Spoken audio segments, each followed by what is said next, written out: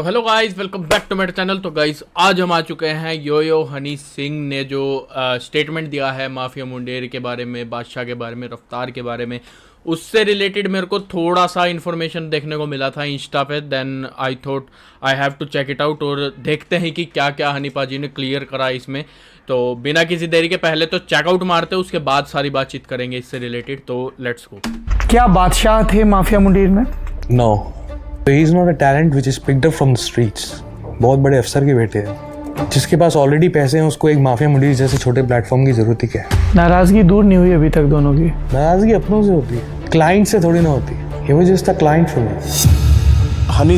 Okay. उनके ना चेहरे पे नजर आ रही है वो नाराजगी, वो अलग से झलक रही है उनके चेहरे पे। सिंह, रफ्तार और बादशाह का कोलैबोरेशन हो। जितने डिस ट्रैक मेरे खिलाफ बादशाह ने निकाले हैं उससे कई ज्यादा रफ्तार ने निकाले हैं, लेकिन मैं रफ्तार की इज्जत करता हूँ।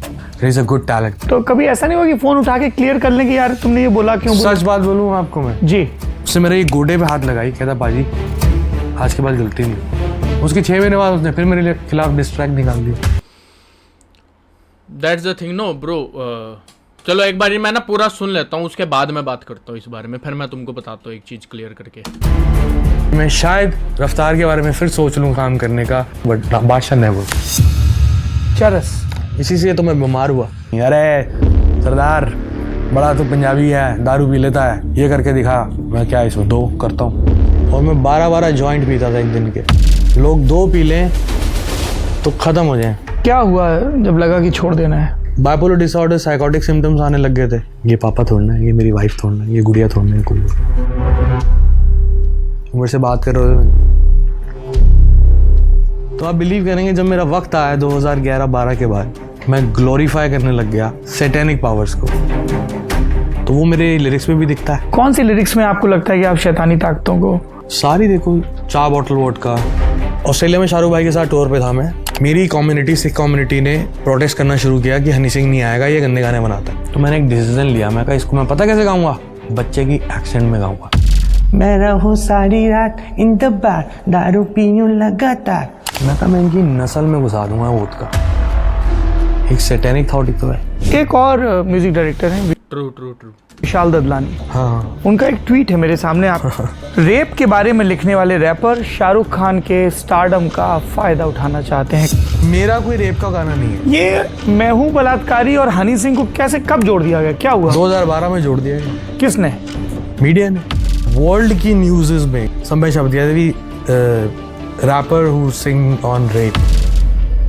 जब भी अकाउंटेबिलिटी की बात आती है कि आपके गानों में ऐसा है, तो आप हमेशा कहते हैं कि साहब ठेके बंद कराओ, पुराने गानों में भी तो ये था, आज की रात मेरे दिल की सलामी ले ले। रहमान सर का म्यूजिक सुन रहा हूँ मैं। हाँ, रुकमणी शादी के बाद क्या कहूँगा, कौन हारा कौन जीता, खिड़की से देखो जरा।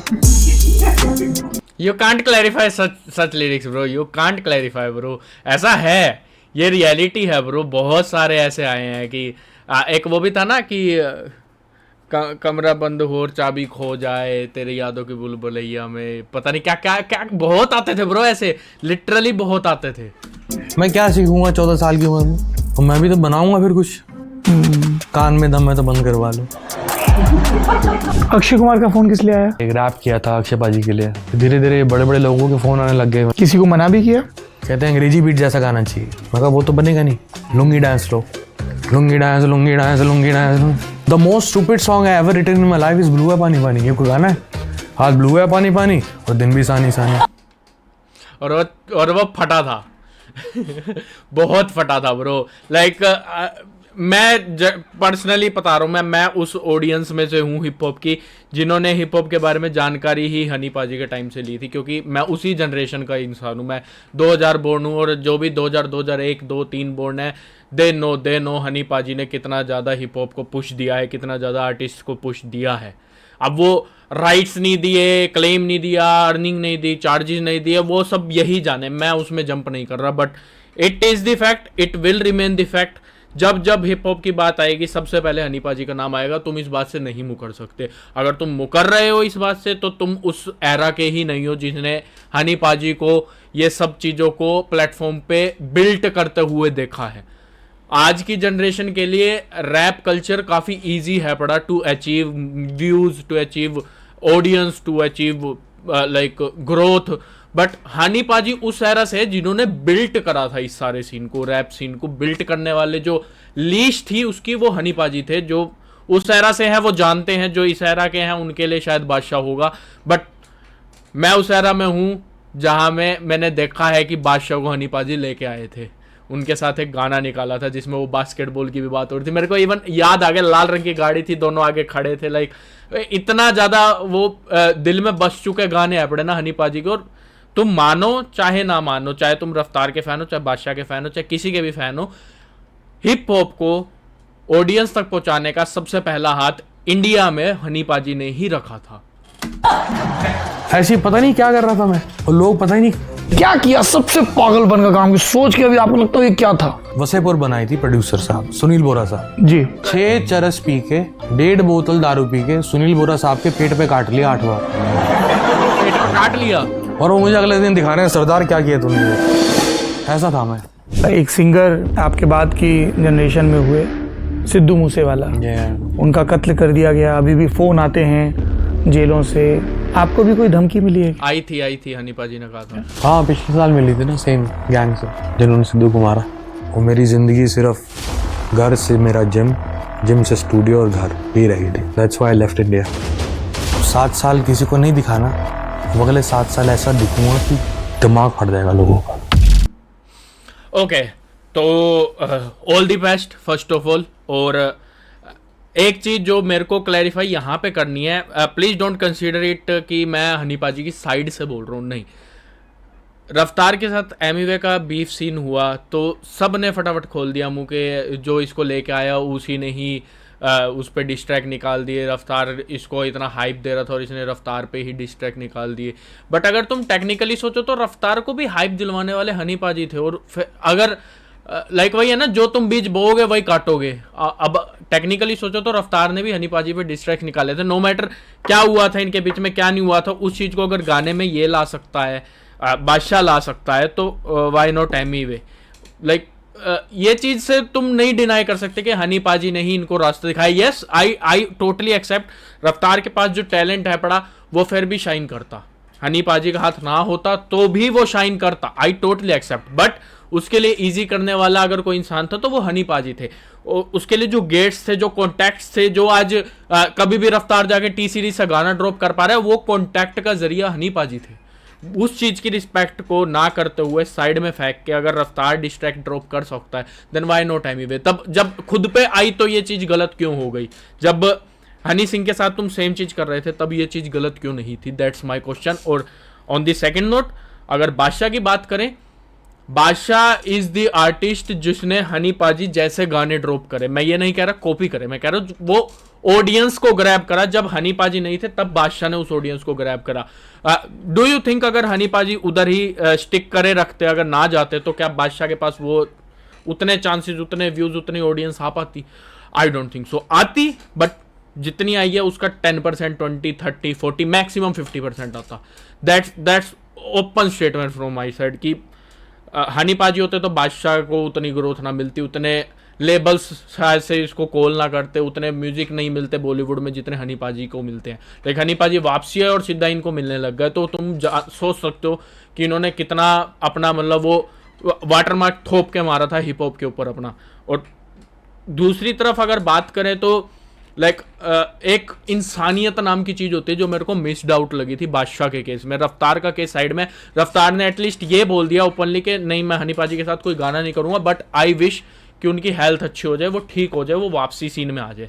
उसने एटलीस्ट इतना तो कह दिया। बट बादशाह की बात है ना, बादशाह ने एक चीज फटाफट से कह दी कि मेरी नाराजगी है उनसे, मैं उनको गाने में कुछ भी बोल सकता हूँ बट कोई मेरे आगे हनी पाजी को नहीं बोल सकता। कम ऑन मैन, अगर तुम्हारा इतना भाईचारा है तो तुम भी नहीं बोलोगे। अगर तुम्हारी हनी पाजी से कोई नाराजगी थी तो तुम पर्सनली जाके बोलते। ये होता है एक ऑडियंस के सामने अपने आप को फिल्टराइज करना। और ऐसी ऐसी चीज़ों के कारण ही मेरे मन में बादशाह के लिए उतनी रिस्पेक्ट नहीं है जितनी हनी पाजी के लिए। I know he is a comic, वो बहुत हंसता है, हंसाता है, खिलता है, इमोशनली बहुत अच्छा है, बट ये सब चीज़ें मायने नहीं रखती अगर आपने अपनी रूट को ही रिस्पेक्ट नहीं दी। फॉर मी नहीं करती मायने ब्रो। अब लाइक मेरे को जब मैंने रिएक्शन स्टार्ट ही करा था मेरे को ग्रेविटी से शाउट आउट मिला था, और वो एक शाउट आउट मेरे दिल में अभी तक बसा और वो लाइफ टाइम रहेगा। कभी भी अगर मेरा चैनल चाहे कितने भी सब्सक्राइबर पे पहुंच जाए, वो चीज मेरे मार्क पे रहेगी कि यार ग्रेविटी नाम के बंदे ने, ग्रेविटी नाम के रैपर ने मेरे को शाउट आउट दिया था सबसे पहला। वो स्टिक रहेगा ब्रो। और इनके केस में वो नहीं रहा। लाइक हनी पाजी रिटर्न कर रहे हैं, उसके बाद भी तुम ये कह रहे हो कि अपने गाने में कि पिछले 10 साल से कंपटीशन नहीं और कुछ लोगों का कमबैक भी नहीं हो रहा। लाइक कम ऑन मैन, थोड़ी सी इंसानियत, थोड़ी सी ह्यूमैनिटी दिखाओ। इसकी जगह तुम्हारी नाराजगी थी ना तो तुम चुप रह सकते थे, या फिर अगर तुम इतना कह रहे हो कि वो मेरे भाई है मैं उनसे जाके बोल सकता हूँ, तो तुम उनकी म्यूजिकलिटी में हेल्प कर सकते थे, क्योंकि वो ऑलमोस्ट 10 साल बाद वापसी आ रहे हैं। तो ये छोटी छोटी चीज़ें हैं जिनके कारण मेरे मन में ना थोड़ी सी अलग से उतनी रिस्पेक्ट नहीं है बादशाह को लेके। लाइक आई टोटली एक्सेप्ट बादशाह हिप हॉप में हेल्प आउट कर रहे हैं, सब कर रहे हैं अपनी अपनी जगह, बट आपने अपने रूट को ही रिस्पेक्ट करना बंद कर दिया तो आपकी रिस्पेक्ट मैं भी नहीं कर सकता। I am sorry brother. और चाहे आप मेरे को फेस टू फेस मिलो, इन केस किसी टाइम पे हमारा ऐसा मौका हो कि हम आपसे फेस टू फेस मिले, I will respect your right art, but I want respect you brother. आपने जो आर्ट के जरिए इंडिया को हिप हॉप में पुश दिया है उसके लिए बहुत रिस्पेक्ट है, बट आपने जो ह्यूमैनिटी लेवल पे काम करे उसके लिए मैं कभी आपकी रिस्पेक्ट नहीं कर सकता। लाइक नहीं कर सकता bro. I am clear bro, I am open. रफ्तार की बात करें तो रफ्तार ने जो बीज बोया था वो बीज वो काट चुका है। लाइक उसने हनी पाजी को डिस करा, जब ये भूलते हुए कि हनी पाजी एक गेट रहे थे जिसके कारण वो इंडस्ट्री में इतना शाइन कर पाया। एमीवे के टाइम पे उसने सेम चीज बोल दी कि मैं तेरे लिए गेट बना था और तूने मेरे पे डिस्ट्रैक्ट निकाल दिया। कम ऑन मैन, जो आपने करा वो आपको मिला, एज सिंपल एज दैट। और ये मैं अभी भी दोबारा से कह रहा हूं ताकि कोई मिसकंसेप्शन ना रहे इस बात को लेके।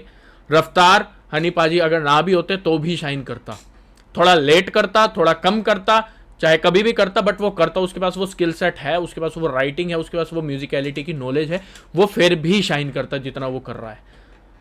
जस्ट लाइक एमीवे भी शाइन करता है। एमीवे ऑलरेडी शाइन कर रहा था बीफ सीन से पहले, आप अगर उस टाइम से फॉलो करते होगे तो आपको पता होएगा। दोनों के लिए सेम बात है। और दूसरा, अगर बात करें हनी पाजी की, अगर ये कहते कि इन्होंने हमारे राइट्स नहीं दिए हमको, हमारे लिए ये नहीं करा वो नहीं करा, हमारे को दबा के रखा, ब्रो 2 लोग और भी थे उस जगह पे। बादशाह और रफ्तार के अलावा 2 लोग और भी थे, दैट वन लिल गोलू, इक्का। इन 2 लोगों ने कभी डिसरिस्पेक्ट क्यों नहीं करा हनी पाजी को? क्यों इक्का आके ओपनली बोला कि रफ्तार ने हनी पाजी को कह दिया इक्का लेवल छोड़ रहा है, और मेरे को आके कह दिया तेरे को हनी पाजी ने लेवल से निकाल दिया। अगर तुमको नहीं पता इस बारे में तुम जाके देख लेना इक्का की स्टेटमेंट अबाउट रफ्तार एंड हनी सिंह। ऐसा क्यों हुआ? ऐसा क्यों हुआ कि 10 साल तक रफ्तार और इक्का का कोई गाना नहीं आया, उसके बाद एकदम से गाना आया? Why it is the fact bro. क्यों लिल गोलू ने कभी भी डिसरिस्पेक्ट नहीं करी हनी पाजी की? क्यों इक्का ने कभी डिसरिस्पेक्ट नहीं करी हनी पाजी की? दोनों तरफ से सोचो bro, that's the thing.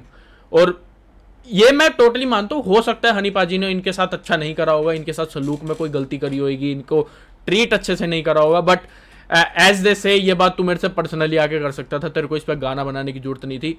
That stand both ways bro. उनके लिए भी ये सेम चीज स्टैंड करती है। आप चलो आपने गाना भी निकाल दिया तो खत्म हो गई वहां पे बात। जब हनी पाजी कम बैक कर रहे हो, आप फिर से वही गाने निकाल रहे हो, फिर से वही डिस्ट्रैक्ट निकाल रहे हो, फिर से लोगों को इकट्ठा कर रहे हो जो आके बोल रहे कि डोप शॉप आपने लिखा था, डोप शॉप आपने।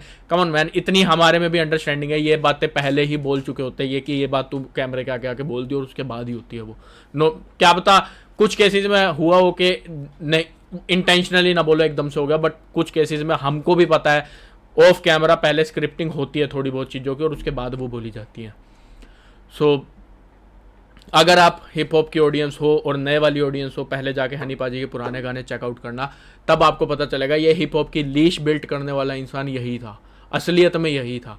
और सारे आर्टिस्ट अपनी अपनी जगह अच्छे हैं, कुछ इंसानी तौर पे ख़राब हैं, कुछ आर्ट के तौर पे ख़राब है। जो आर्ट के तौर पे ख़राब है वो मेरे रिएक्शन में देखने को मिल जाएंगे। और आर्ट के तौर पे ख़राब है से मेरा मतलब है अलग अलग आर्ट उन्होंने 100 आर्ट प्रोवाइड करे, 90 अच्छे 10 ख़राब है, तो मैं वो 10 ख़राब आर्ट को हाईलाइट कर दूंगा, ऑटोमेटिक कर दूंगा मैं। उसके अलावा ह्यूमैनिटी लेवल पे अगर आप देखो तो हनी पाजी ने एमीवे को रिस्पेक्ट दी, एमीवे ने हनी पाजी को रिस्पेक्ट दी। रफ्तार ने एमीवे की रिस्पेक्ट गिराने की कोशिश करी, एमीवे ने रफ्तार की रिस्पेक्ट गिरा दी। और दोनों जगह फिर ये बोल दिया गया कि फटाफट से बोल दिया गया कि एमीवे ने तो पीठ पे छुरा घोपा है। ब्रो ये क्या था फिर? What was that? रफ्तार और बादशाह ने जो गानों में कराया, what was that? We all know कहाँ पे किस किस तरह से रफ्तार ने डिस करा हनी पाजी को और बादशाह ने डिस करा हनी पाजी को, वी ऑल नो। तो कंसीडरिंग दिस ऑल मैं यहीं पे ख़त्म करता हूँ इस बात को। बाकी आपकी टोटली कॉल है, आपने किसको कितनी रिस्पेक्ट करनी है, कितनी रिस्पेक्ट नहीं करनी है।